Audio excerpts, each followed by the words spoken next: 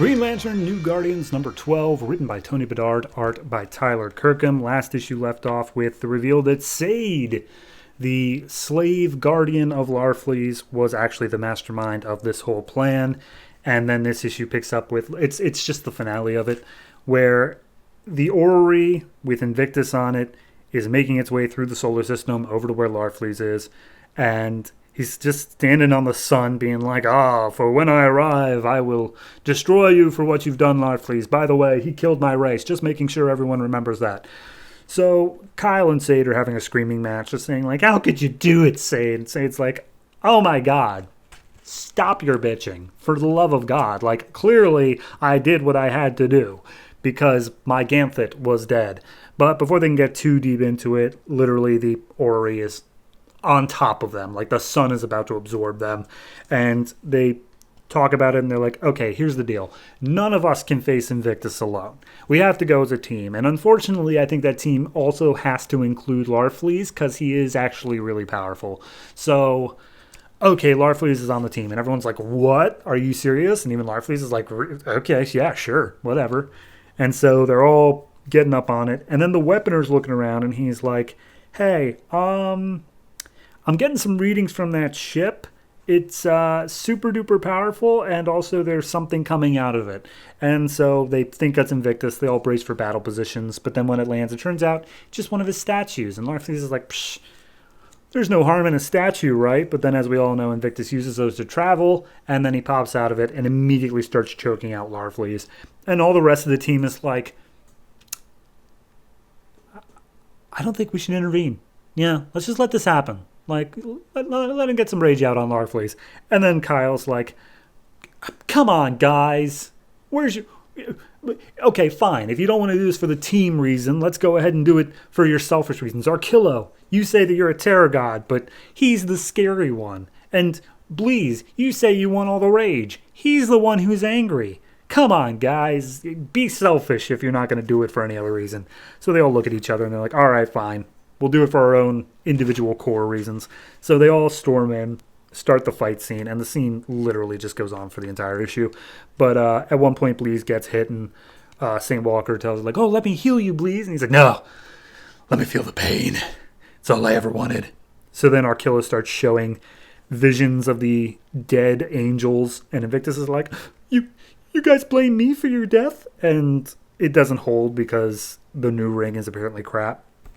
So then the Weaponer starts talking to Kyle, and he's like, hey, give me the Indigo Tribe guy to teleport me up into the orrery. I can use my abilities as the greatest Weaponer of Kord in order to shut it down or whatever. Because clearly that thing has to have a kill switch. Something that big has to have a kill switch. And they're like, all right, cool, sounds good. So Weaponer gets teleported inside of it as the rest of the fight goes on. Sade also gets involved. And then the Weaponer up there, he starts like... picking it apart, driving his stuff in there. And for some reason, he blasts away the Indigo Tribe guy.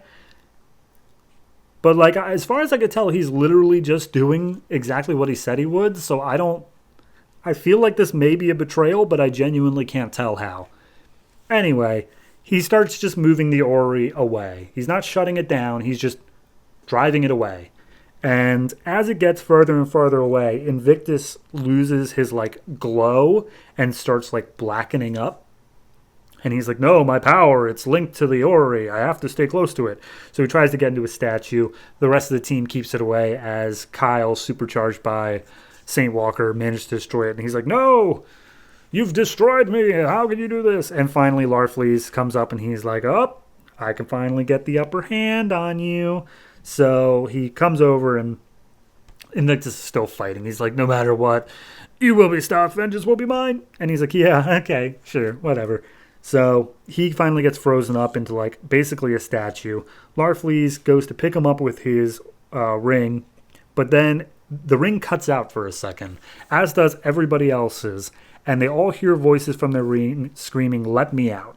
Which just... it doesn't say it in the trade, but just so you know, that's going to be answered apparently in Green Lantern Annual number 1. So check that out. Anyway, everyone's like, hey, Ring, was that you? And the Ring's like, nope, no idea what that was. Anyway, let's focus on other things. So everyone's pissed off at Sade that she did this stuff. And then she explains, like, look, they zapped Ganthett's emotions away, like the Guardians did. And when that happened, I felt it. And it gave me such a surge of raw emotion, such power, that I was able to kill off some weaker members of each of the cores and then send their rings to Kyle, because Ganthet hand chose you, Kyle. He picked you because he knew that you were able to handle all of the cores, and you may have been the only person who would be able to fight against the Guardians. So please understand that what I did was necessary to save Ganthet. But then everyone else on the team is like, yeah, no, I'm out. Like, I don't care about Ganthet or the Guardians, and this team was built on a lie. So bye. And everyone just leaves. And that's the end of the issue. So yeah. It was solid. It was good. I think Invictus, like, I don't understand how his power was linked to the orrery, because they established before that his power was given to him because the rest of his race died. And his race wasn't linked to the orrery. They were linked to just being powerful. I mean, they were also in the Vega system. Maybe he had to be linked to a certain, like, idea of the Vega system, which his orrery perpetuated. I don't know. I think that they kind of just realized they made him too overpowered and then realized that they couldn't undo that. So they just made up a thing. Either way, it's whatever. It's a good enough arc. This issue specifically, I think, was fine. Justification for Sade came off pretty well. The setup for the next arc, which is going to be Rise of the Third Army, again, pretty well.